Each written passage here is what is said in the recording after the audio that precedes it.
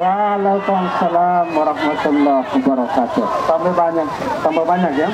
Bismillahirrahmanirrahim. Wassalatu wassalamu ala asyrafil anbiya wal mursalin wa ala alihi washabbihi ajma'in. Amma ba'du. Para ulama dan habaib yang saya hormati, ada Habib Muhammad, ada Kiai Haji Sobri Lubis dan kawan-kawan semua, ibu-ibu dan bapak sekalian yang tidak bisa saya sebutkan satu-satu. Ada aktivis Marwan Batubara juga, ada ketua tim hukum nasional Ari Yusuf Amir, ada ketua Timnas Habib, kapten Timnas Habib Alaidrus dan lain sebagainya, Tauki Alaidrus. Ibu-ibu dan bapak sekalian, hari ini tim hukum nasional sudah menyampaikan kesimpulan dan tambahan bukti yang makin menguatkan bahwa insya Allah permohonan kita dikabulkan. Amin. Amin. Amin. Jadi yang saya dengar adalah dari sisi hukum insya Allah kita kuat, kita menang. Tetapi bagaimanapun kita membutuhkan penguatan terhadap hakim-hakim Mahkamah Konstitusi. Karena hakim-hakim tersebut konon katanya takut. Takut apa? Takut akan intervensi kekuasaan. Allahu Akbar. Jadi tadi saya ditanya wartawan, kenapa ada demo di depan patung ini? Kita maunya demo di depan Mahkamah Konstitusi, tetapi sejak zaman Presiden Now, demo di depan istana dan Mahkamah Konstitusi dilarang. Walaupun sesungguhnya itu hak konstitusional kita. Ya. Saya katakan ini adalah aspirasi publik, bukan bentuk tekanan terhadap Mahkamah Konstitusi. Ini adalah aspirasi publik. Kenapa saya katakan aspirasi publik? Karena MK butuh dikuatkan dan diyakinkan untuk terus berada di jalan yang baik dan lurus. MK sumber masalah. Dengan putusan 90 yang memungkinkan anak kecil menjadi wakil presiden, padahal belum cukup umur dan belum cukup dewasa. Nabi Muhammad saja yang dijuluki Al-Amin baru menjadi Rasul ketika usia 40 tahun. Ini masih kecil mau jadi wakil presiden, mau memimpin negeri sebesar ini. Karena itu kami yakin seyakinnya sidangan ternyata penetapan Gibran Rakabuming sebagai calon wakil presiden bertentangan dengan hukum dan konstitusi. Kenapa begitu? Karena peraturan KPU yang menjadi prosedur untuk mendaftar sebagai calon wakil presiden tidak dipenuhi oleh Gibran.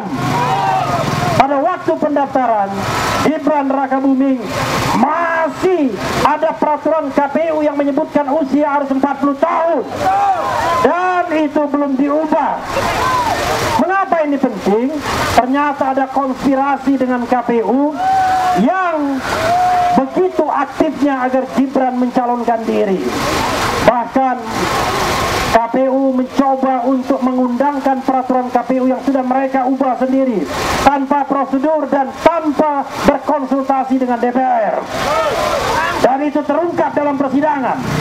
Ada kong kali kong antara kubu Gibran dan kubu KPU untuk meloloskan Gibran sebagai calon wakil presiden. Karena itu setidak-tidaknya, sekurang-kurangnya, maka Gibran Rakabuming Raka harus didiskualifikasi. Tetapi kawan-kawan kalian, itu baru permintaan yang minimalis. Permintaan kita yang lain adalah mungkin tidak. Kalau ada kecurangan, kawan Gibran pasangannya tidak terlibat. Nggak mungkin kan? Pasti terlibat juga. Jadi kalau ada pakar hukum yang mengatakan bahwa nanti Prabowo dilantik, Gibran didiskualifikasi, itu cara berpikir yang keblinger. Sekali lagi keblinger.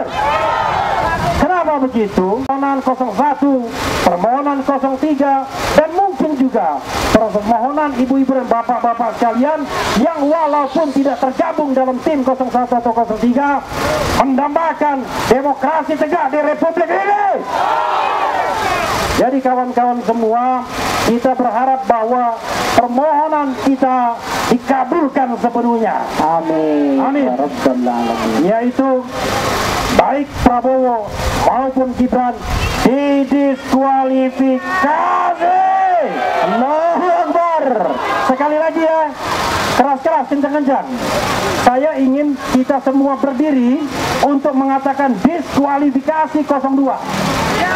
Ya, kalau tidak berdiri bagaimana permohonan ini bisa dikabulkan? Ya, ayo berdiri. Sudah berdiri kan? Ikutin saya. Diskualifikasi 02. Diskualifikasi Prabowo Gibran. Diskualifikasi kecurangan. Terima kasih ibu-ibu dan bapak-bapak sekalian. Boleh duduk tetapi berdiri lebih baik. Biar sama-sama kita bersolidaritas ya. Perjuangan masih panjang. Karena seandainya permohonan kita dikabulkan, maka akan terjadi pemungutan suara ulang. Pemungutan suara ulang. Itu fase kedua yang kita harapkan. Kalau terjadi pemungutan suara ulang, siap memenangkan calon pemimpin yang amanah, siap memimpin Indonesia, calon pemimpin yang adil. Jadi kita berharap bahwa nanti yang menang adalah pemimpin yang amanah, sidik, fatona, publik. Allahu Akbar. Karena itu kawan-kawan semua, saya sudah ngomong dengan 03. Kalau kita nanti diadu 01 dan 03 dan 02 insya Allah diskualifikasi, saya bilang kita jangan mengulangi lagi kecurangan. Kita harus berkompetisi secara fair. Jangan pakai bansos lagi. Jangan pakai kekuasaan istana lagi. Karena itulah yang merusak demokrasi kita. Kita mau berkompetisi secara bebas, fair, adil. Tapi istana cawe-cawe, istana cawe-cawe, Jokowi cawe-cawe. Pemilu ini sudah tidak adil, saudara-saudara sekalian. Karena itu nanti saatnya kalau ada pemungutan suara ulang, insya Allah kita harus menjadi pemenang tanpa kecurangan. Kita menang tanpa curang. Allahu Akbar. Allahu Akbar. Allahu Akbar. Allahu Akbar. Allahu Akbar. Allahu Akbar. Allahu Akbar. Wassalamualaikum warahmatullahi wabarakatuh. Waalaikumsalam warahmatullahi wabarakatuh. Takbir. Luar biasa. Kita kasih gelar kali ini.